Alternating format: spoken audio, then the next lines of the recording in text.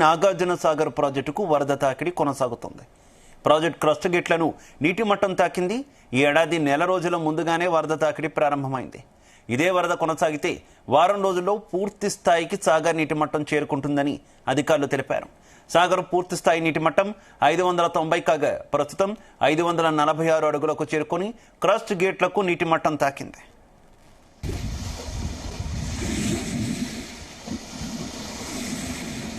ఇదే విషయానికి సంబంధించి మరింత సమాచారం మా కరెస్పాండెంట్ జానయ్య అందిస్తారు. జానయ్య, నాగార్జున సాగర్ ప్రాజెక్టుకి ఈ నెల 1 నుంచి వరద ప్రవాహం అయితే మొదలైందని చెప్పవచ్చు.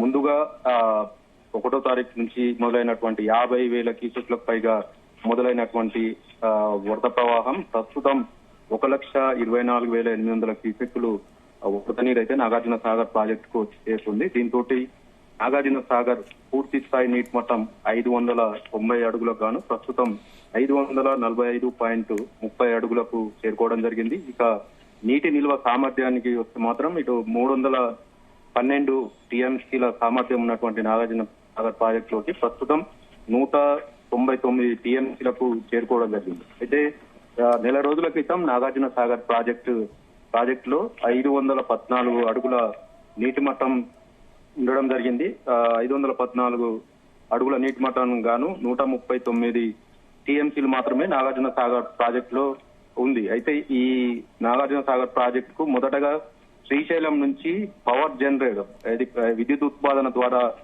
నీటి విడుదల మొదలు పెట్టడం జరిగింది. ఇటు శ్రీశైలం ప్రాజెక్టుకి పైనుంచి వస్తున్నటువంటి భారీ వరదల నేపథ్యంలో ఇటు శ్రీశైలం ప్రాజెక్టు కూడా ఇప్పటికే పూర్తి స్థాయి నీటి మట్టానికి చేరుకోవడం జరిగింది. 885 అడుగులకు గాను ప్రస్తుతం 882.70 అడుగులకు చేరుకోవడం జరిగింది. దీంతో పైనుంచి వస్తున్నటువంటి ఇన్ఫ్లో ఏదైతే శ్రీశైలానికి వస్తుందో అంతే స్థాయిలో ఇటు నాగార్జున సాగర్ ప్రాజెక్టు కూడా రిలీజ్ చేస్తున్నారు. ప్రస్తుతం శ్రీశైలం ప్రాజెక్టుకు సంబంధించినటువంటి 3 గేట్లను 10 అడుగుల మేర ఎత్తి దాదాపుగా 82,000 క్యూసెక్ల నీటిని స్పిల్వే ద్వారా విడుదల చేస్తున్నారు. ఇటు పవర్ ఉత్పత్తి ఏపీ తెలంగాణకు సంబంధించిన కుడి ఎడమ విద్యుత్ ఉత్పాదన కేంద్రాల ద్వారా కూడా మిగతా క్యూసెక్లను నీటిని విడుదల చేస్తున్నారు.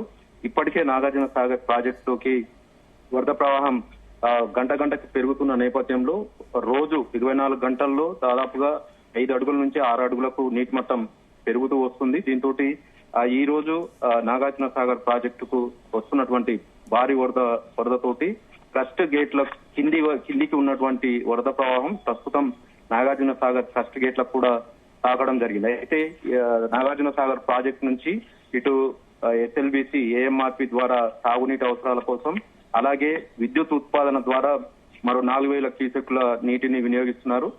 కేవలం నాగార్జున సాగర్ ప్రాజెక్టు నుంచి 5,100 క్యూసెక్లు మాత్రమే అవుట్ ఫ్లోగా వెళ్తుంది. ఇటు నాగార్జున సాగర్ ప్రాజెక్టుకు ఇన్ఫ్లో మాత్రం 1,24,800 క్యూసెక్లు వస్తుండడంతో నాగార్జున సాగర్ ప్రాజెక్టు మాత్రం గంటకు నీటి ప్రవాహం పెరుగుతూ వస్తుంది. ఇటు ఉమ్మడి ఖమ్మం జిల్లాకు సంబంధించి కూడా తాగునీటి అవసరాల కోసం ఎడమ కాలువ ద్వారా వారం రోజుల పాటు నీటిని విడుదల చేయడం జరిగింది. ఈ రోజు ఆ నీటిని కూడా పాలేరు రిజర్వాయర్ నిండడంతో నీటి విడుదల కూడా నిలిపివేయడం జరిగింది. దీంతో నాగార్జున సాగర్ ప్రాజెక్టుకు వస్తున్నటువంటి వరదతోటి గంటకు నీటి మట్టం పెరుగుతుంది. సాగర్ ప్రాజెక్టుకు సంబంధించి కుడి ఎడమ కాలువలకు ఈ నెలాఖరులోనే నీటిని విడుదల చేసే అవకాశం ఉన్నట్టుగా కూడా అధికారులు చెప్తున్నారు. ఎందుకంటే సాగర్ ప్రాజెక్టుకి ముందస్తుగానే నెల రోజుల ముందుగానే వరద ప్రవాహం రావడంతో వారం రోజుల్లో పూర్తి స్థాయి నీటి మట్టానికి చేరుకొని ఉండడంతో వారం రోజుల్లో రోజుకు 5 నుంచి 6 అడుగుల మేర నీటి ప్రవాహం పెరుగుతున్న నేపథ్యంలో నీటి మట్టం పెరుగుతున్న నేపథ్యంలో సాగర్ ప్రాజెక్టుకు సంబంధించినటువంటి 2 రాష్ట్రాల సంబంధించి సాగునీటికి కుడి ఎడమ కాలువల ద్వారా నీటిని విడుదల చేసే అవకాశం ఉన్నట్టుగా కూడా అధికారులు చెప్తున్నారు. దీంతో పాటు ఇటు సాగర్ కు ఇలాగే వరద కొనసాగితే దాదాపుగా 590 అడుగుల పూర్తి నీటి మట్టానికి గాను 585 అడుగులకు చేరుకుంటే మాత్రం ఇదే ఇన్ఫ్లో కొనసాగితే మాత్రం నాగార్జున సాగర్ ప్రాజెక్టు కూడా గేట్లను ఎత్తి దిగువకు నీటిని విడుదల చేసే అవకాశం ఉన్నట్టుగా కూడా అధికారులు చెప్తున్నారు. అందుకు తగిన ఏర్పాట్లు కూడా చేసుకుంటున్నట్టు కూడా వారు చెప్పడం జరిగింది. ఎందుకంటే క్రస్ట్ గేట్లకు సంబంధించి ప్రతియడం కానీ ఇటు ఆ గేట్లకు సంబంధించినటువంటి చైన్